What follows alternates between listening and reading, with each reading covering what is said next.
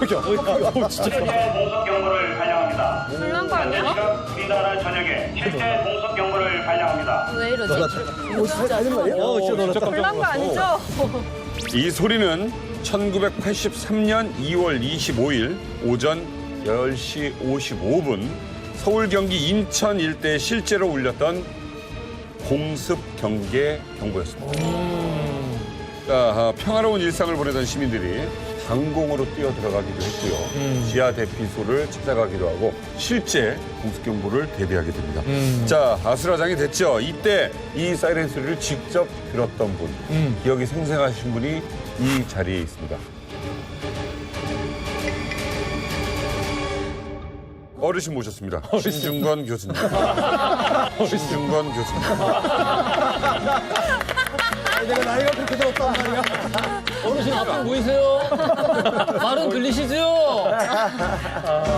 내가 대학교 2학년 때인데 기억나요.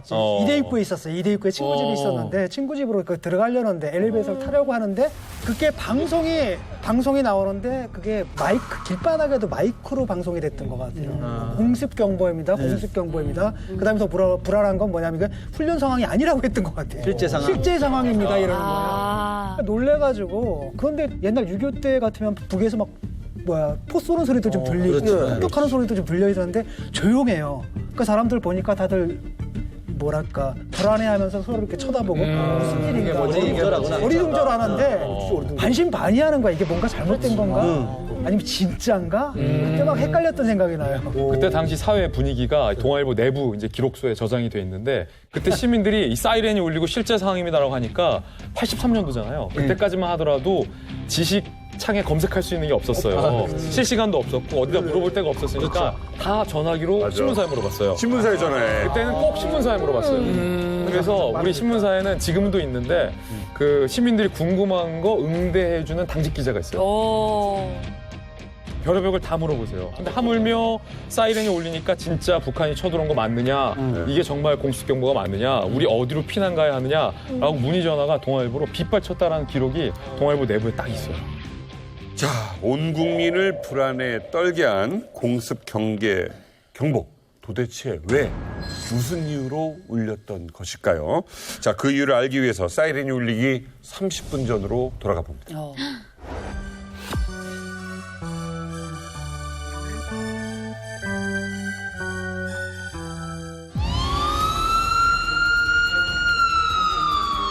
실제 공습 경보를 발령합니다. 현재 시각 우리나라 전역에 실제 공습 경보를 발령합니다.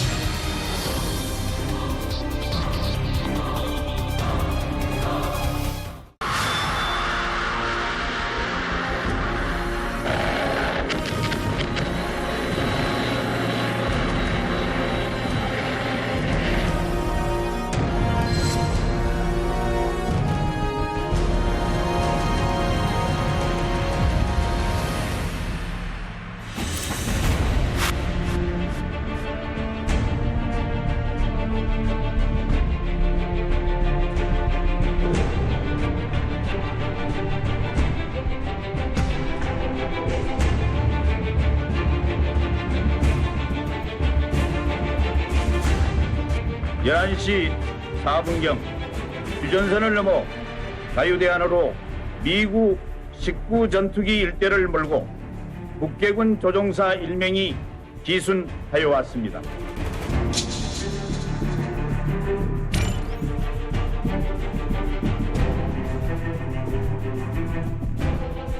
지금 북에서는 당장 남에서 쳐들어온다고 이런 사상으로 다 주민들을 무장시키고 있습니다. 대한민국 만세! 만세! 만세!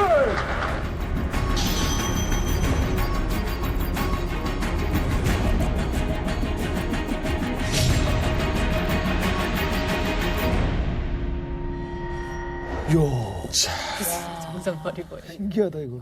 6.25 전쟁 이후 첫 공습 경보를 울린 주인공, 이 전투기와 함께 한국 땅을 밟은 사람은 바로 이웅평 씨였습니다. 아니 그러면 이 6.25 때처럼 그 휴가 간 군인들 막 복귀하고 막 그렇겠네요. 거의 이제 군 내부의 기록에 보면은 전쟁이 나는 줄 알았다라는 판단을 지휘관이 했던 것 같아요. 상급에서 상급부에서 수류탄과 실탄을 일단은 장병들에 다 지급합니다. 그리고 휴가 나간 병사들을 곧바로 부대로 복귀하라는 복귀령이 떨어집니다. 왜냐하면 우리가 6.25에 한번 크게 대였던 경험이 있잖아요.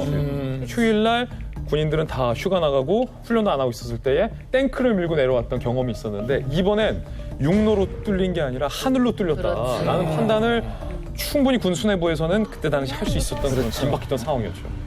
이때 우리나라 공군은 어떻게 대처하는가? 그때 이제 레이더에 걸렸고 포착이 됐고 그래서 프리덤 파이터라고 하죠. 이 편대가 뜹니다. 4대가 떠가지고 마중을 나가는 거죠. 처음에는 이제 요격을 하려고 나간 겁니다. 그래서 나갔는데 저쪽 비행기를 보니까 어떻게 알았죠? 전투 의사가 없는 거예요. 그때 이제 전투 의사가 없는 게 에일로를 흔들어가지고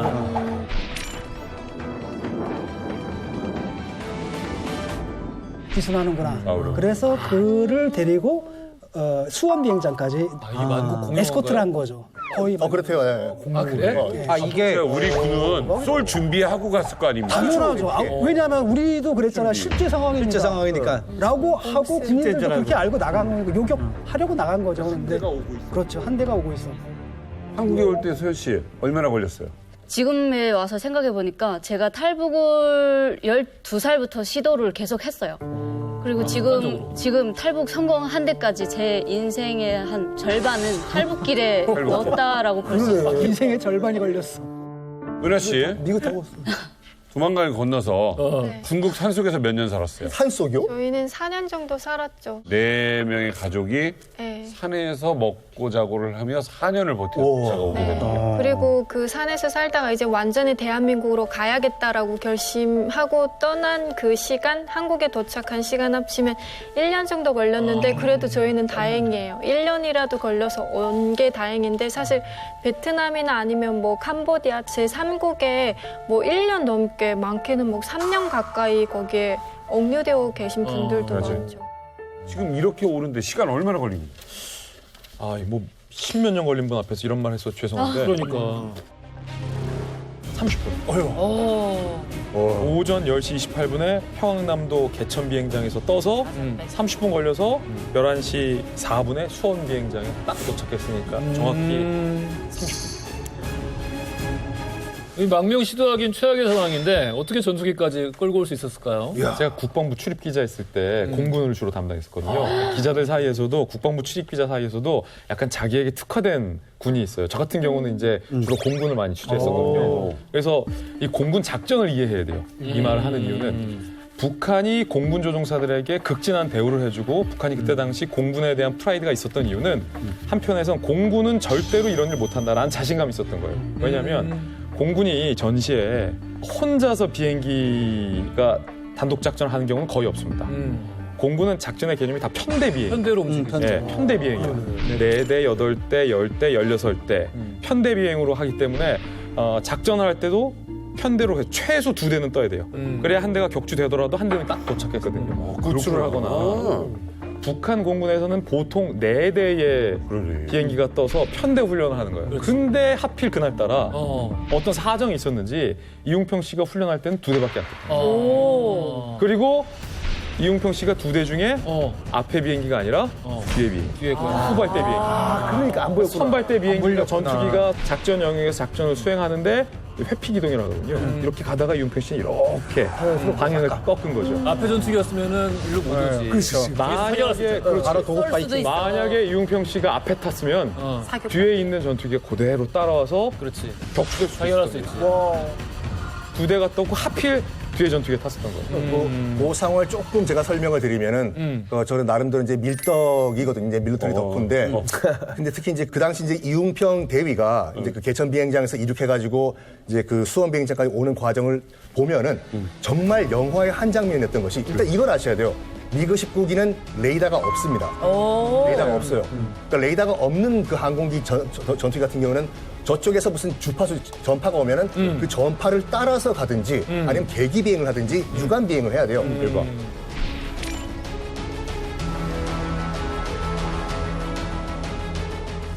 그래서 일단은 떴어요.